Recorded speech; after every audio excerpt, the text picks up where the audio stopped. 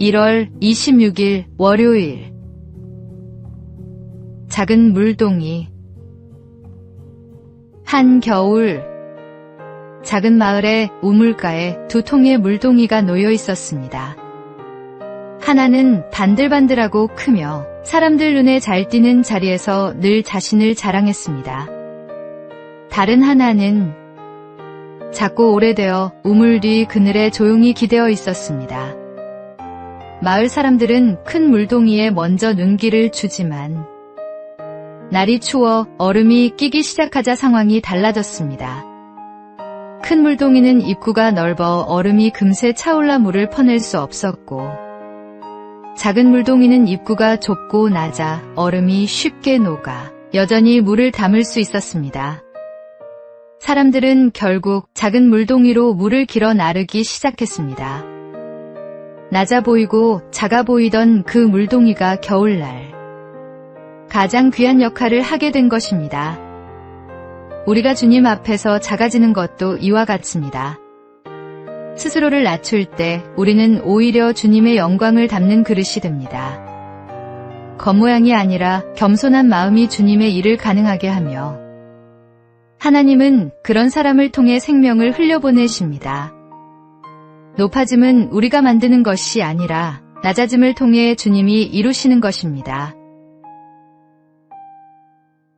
오늘의 말씀. 누구든지 자기를 높이는 자는 낮아지고 누구든지 자기를 낮추는 자는 높아지리라. 오늘의 만나. 자신을 낮출 때 하나님께서 높이시는 역설의 진리를 경험하십시오.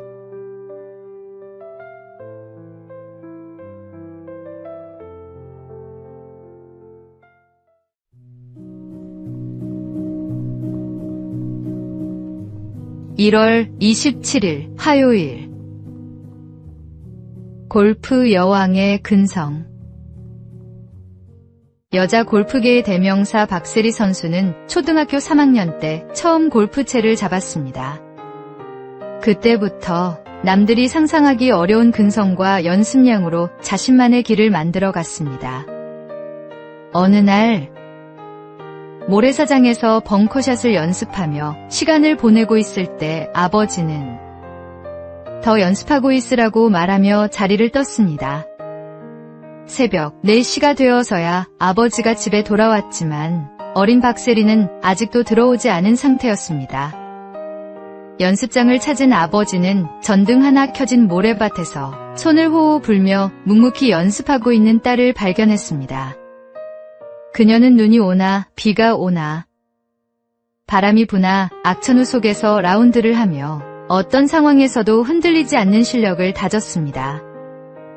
육상으로 기른 체력 위에 아파트 15층을 오르내리는 훈련까지 더하며 스스로를 단련했습니다.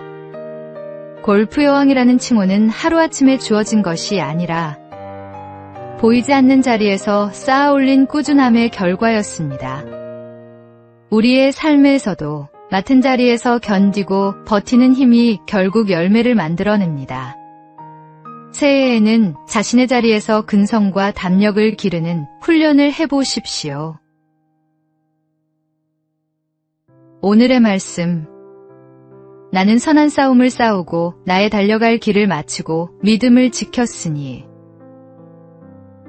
오늘의 만나. 보이지 않는 곳에서의 땀과 눈물이 결국 빛나는 결실을 맺습니다. 오늘도 묵묵히 최선을 다하십시오.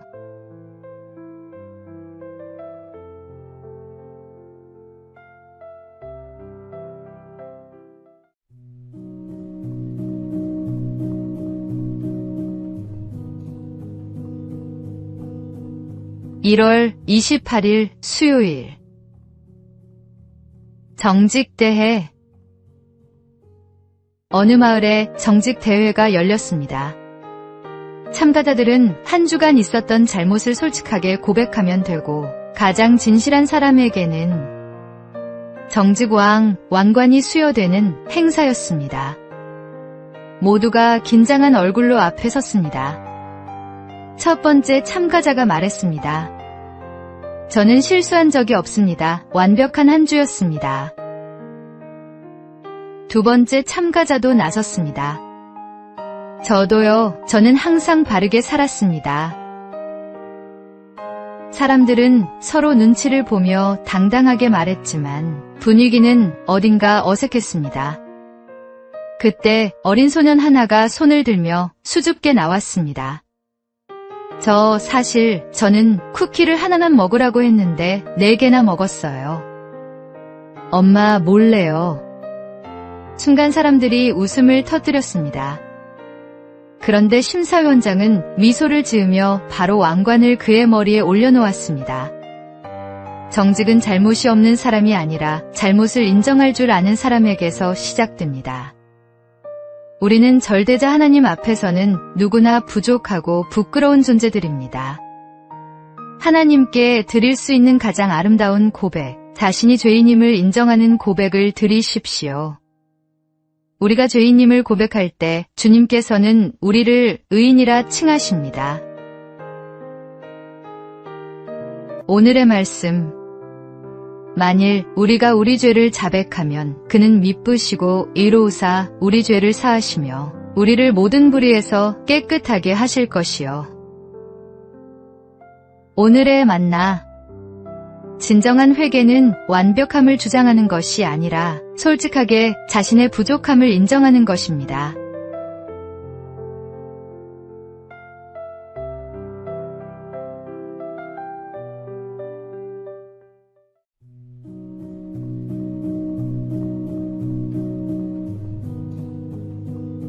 (1월 29일) 목요일. 선택의 언어. 청소 좀 해야 하는데, 이젠 잊어야 하는데 라는 말이 습관처럼 입에서 흘러나온다면 우리는 스스로에게 계속 압박을 주고 있는 것입니다. 임상사회복지사 캐리 하워드는 이러한 이 해야 한다는 표현이 인지 왜곡의 한 형태라고 설명합니다. 물론 인생에 반드시 해야 할 일도 있지만 모든 과업이 그 범주에 속하지는 않습니다.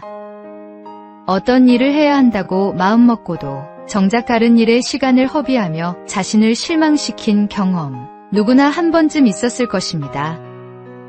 이런 패턴은 쉽게 자기 비난의 악순환으로 이어집니다. 사람들이 혼란스러워하는 이유는 진짜 원하는 것과 외부가 요구하는 것을 구분하기 어렵기 때문입니다. 가족의 기대, 사회의 기준, 주변의 시선이 우리를 완벽함으로 몰아붙일 때 선택의 자유는 사라지고 부담만 커집니다. 하워드는 해야 한다는 표현을 선택한다로 바꾸라고 조언합니다. 숙제를 해야 해가 아니라 배움에 도움이 되니 숙제를 하기로 선택한다. 운동해야 해가 아니라 건강을 위해 운동하기로 선택한다. 선택의 언어는 우리에게 주체성과 의미를 되찾아 줍니다. 무엇보다 하나님 앞에서 우리의 결정은 의무감이 아니라 기쁨으로 드리는 선택이 될 때 가장 자유롭습니다. 오늘의 말씀. 그런즉 너희가 먹든지 마시든지 무엇을 하든지 다 하나님의 영광을 위하여 하라. 오늘의 만나. 억지로 하는 삶이 아니라 기쁨으로 선택하는 삶을 살아가십시오. 그것이 진정한 자유입니다.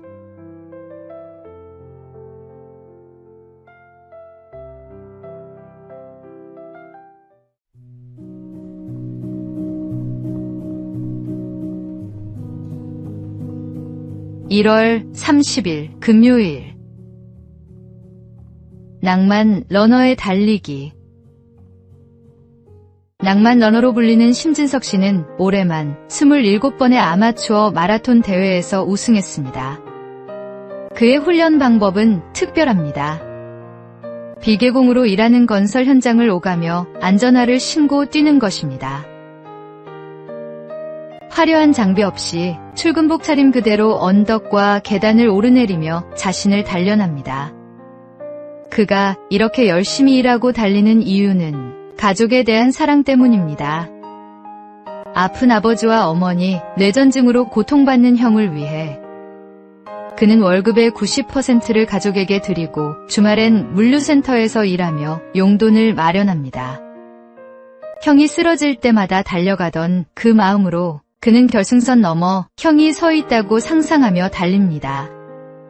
형, 내가 그 지점까지 달려갈게라는 그의 외침은 단순한 구호가 아닙니다. 우리에게도 각자의 자리에서 달려가야 할 이유가 있습니다. 하나님께서 우리를 부르신 그 자리에서 주어진 환경 속에서도 최선을 다할 때 우리의 삶은 빛을 발합니다. 심씨가 무거운 안전화를 신고도 달릴 수 있었던 것처럼 우리도 어려운 여건 속에서도 하나님께서 주신 사명을 향해 달려갈 수 있습니다. 오늘의 말씀. 무슨 일을 하든지 마음을 다하여 주께 하듯 하고 사람에게 하듯 하지 말라. 오늘의 만나. 환경이 완벽하지 않아도 괜찮습니다. 지금 있는 그 자리에서 최선을 다하십시오. 하나님께서 함께 하십니다.